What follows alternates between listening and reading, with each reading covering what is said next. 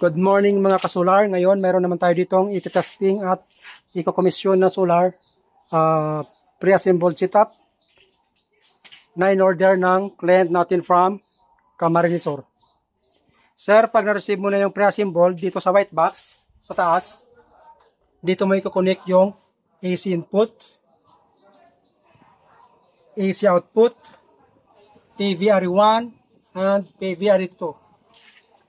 Dito sa baba, i-connect mo yung battery cable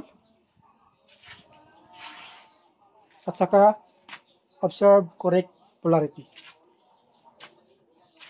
Ang una-una mong gagawin ay i-on yung battery switch.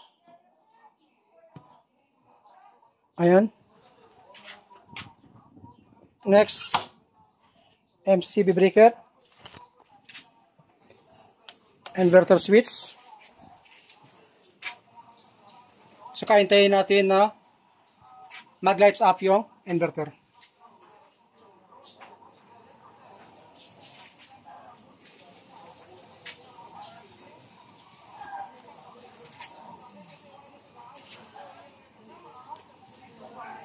Nakaset na pala ang mga parameter nito.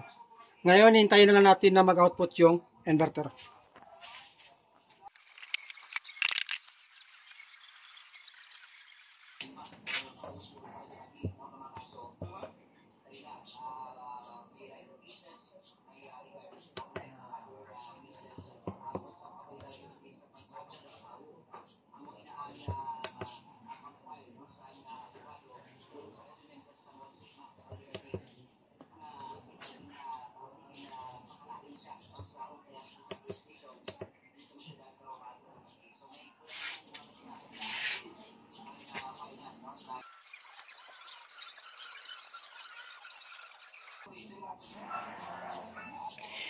Ngayon, mayroon na pong output yung inverter.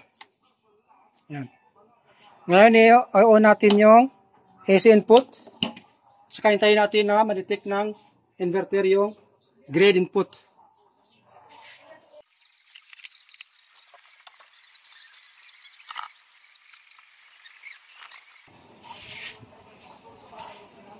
Now, AC input detected.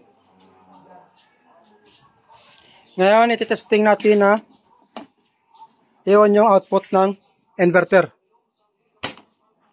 Ngayon, yung ETS ay lumipat sa solar. Naka-solar priority po tayo.